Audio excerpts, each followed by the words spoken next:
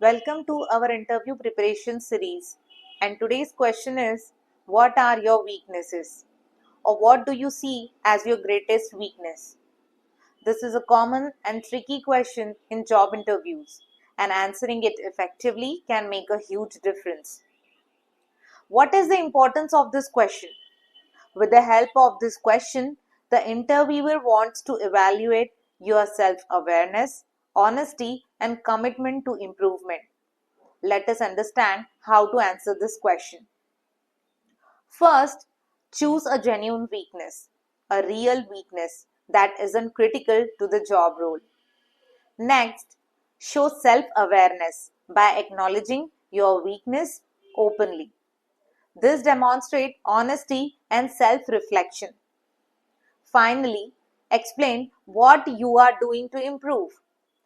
This highlights your commitment to personal growth and development. Note, I can't say no when someone asks for help. Sensitive, straightforward, talkative, impatient, etc. are some samples of weakness.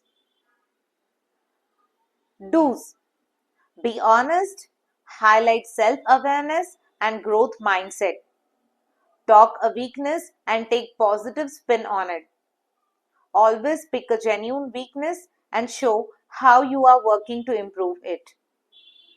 Don'ts: don't say, I don't have any weakness. Avoid negative language. Don't share any weakness related to the job for which you are in the interview. Let's put it all together with an example. One of my weaknesses is that I sometimes get too caught up in the brainstorming phase of a marketing campaign and lose track of time, which can impact deadlines. To address this, I have started using project management tools to set clear timelines and reminders. And that's it. Remember, identifying and presenting your weaknesses effectively can make a big difference. Practicing your response will help you deliver it confidently. Thanks for watching. If you found this video helpful, please like, share, subscribe, and comment below with your own tips or questions. Thank you.